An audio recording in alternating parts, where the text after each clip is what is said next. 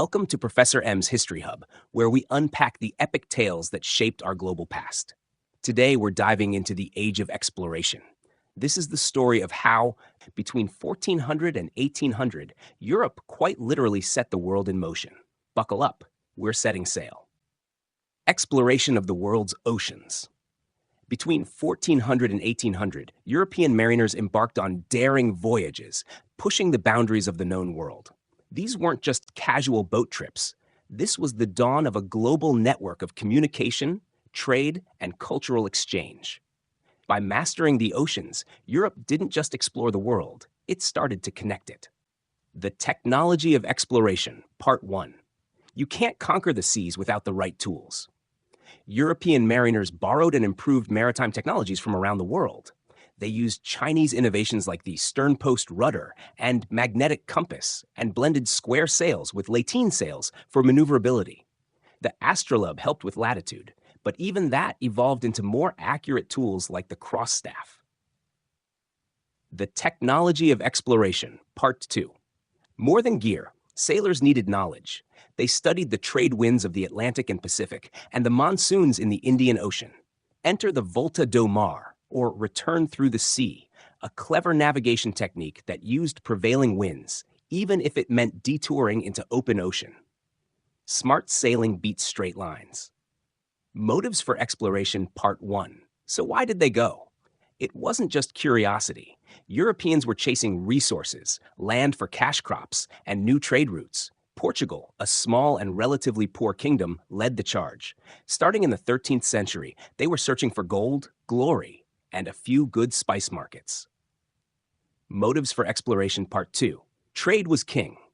Silk Road routes had become dangerous after the Mongol Empire fell and the Black Death spread.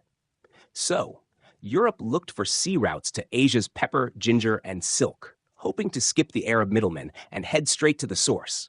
And they had their eyes on Africa's gold and human captives, too. Motives for Exploration, Part 3. And then there was religion. Many Europeans felt it was their duty to spread Christianity, peacefully if possible, forcefully if not. This religious zeal marched alongside economic ambition. Vasco da Gama famously said he was looking for Christians and spices. The dual mission was real. European voyages from Mediterranean to Atlantic, Part 1. Things really picked up around 1415 when Prince Henry of Portugal took the Moroccan port of Ceuta. His school of navigation kicked off a flurry of voyages along the West African coast. Soon, fortified trading posts like Saint-Georges de Mina began dotting the shoreline. European voyages, Part 2. Enter Vasco da Gama. He sailed from Lisbon to Calicut, India with 4 ships. Half his crew died of scurvy, and the trip was rough, but the cargo, pepper and cinnamon, paid off big. By the late 1500s, English and Dutch ships joined the spice race into the Indian Ocean. European voyages, Part 3. Columbus. Now to the man who thought he'd reached Asia, Christopher Columbus. Backed by Spain, he left in 1492, stopped in the Canaries, and landed in the Bahamas. He called the locals Indians, believing he'd reached the East. He hadn't, but the Columbian Exchange was born. From the Atlantic to the Pacific, Part 1. Some explorers kept chasing that western route to Asia. Ferdinand Magellan, sailing for Spain, found a strait in South America, reached Guam, and then the Philippines, where he died. But his crew? They finished the trip, first circumnavigation of the globe. From the Atlantic to the Pacific, Part 2. Charting the Pacific took nearly 300 years. The Spanish linked the Philippines and Mexico. Sir Francis Drake scouted North America's west coast. Even Russian mariners joined in, exploring down to the Hawaiian Islands by 1800. This wasn't a one-nation show anymore. The Columbian Exchange, Part 1. Columbus's voyages kicked off a biological chain, the Columbian Exchange. Plants, animals, people, and diseases crossed oceans. The Americas were isolated for millennia, and now everything changed. Unfortunately, not for the better, especially when disease arrived. The Columbian Exchange, Part 2, smallpox hit first and hard. Within a century, Mexico's indigenous population fell by 90%.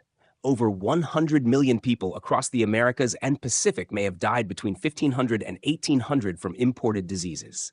Entire societies were erased. That's the grim side of globalization. The Columbian Exchange, Part 3. But crops traveled too. From Eurasia and Africa came wheat, bananas, coffee, and livestock like cattle and pigs.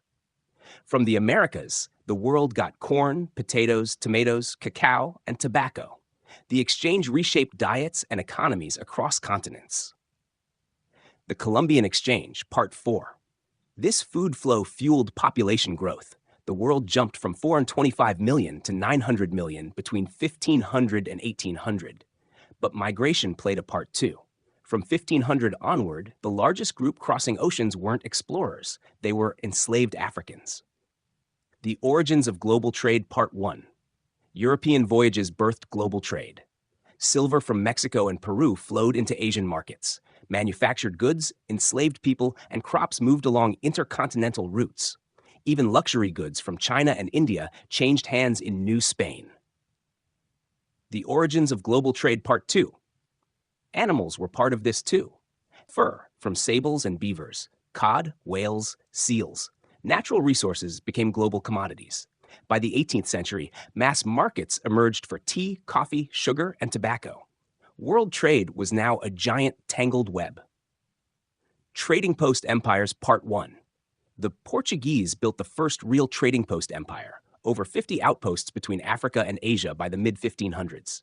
Afonso de Albuquerque helped take control of Hormuz, Goa, and Malacca.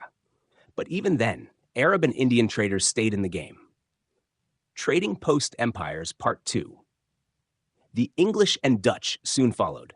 They set up posts in Bombay, Madras, Calcutta, and Batavia. Their ships were better, faster, and cheaper. And they had companies like the English East India Company and the Dutch vote backing them with serious cash.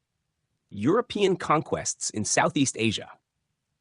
Europeans couldn't conquer massive Asian empires, but in island Southeast Asia, they had more luck. The Philippines and Indonesia became colonies. It was easier to dominate isolated islands than powerful land empires like China or Mughal India. European commercial rivalries. With so much at stake, European powers fought fiercely over trade.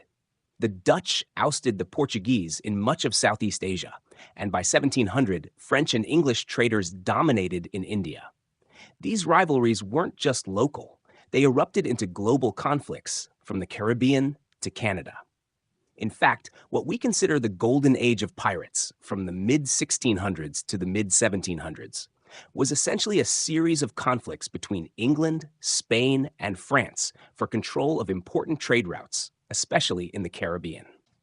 And that's a wrap on Chapter 19. From new sea routes to old empires falling, from silver mines to slave ships, this age of exploration was equal parts innovation and devastation.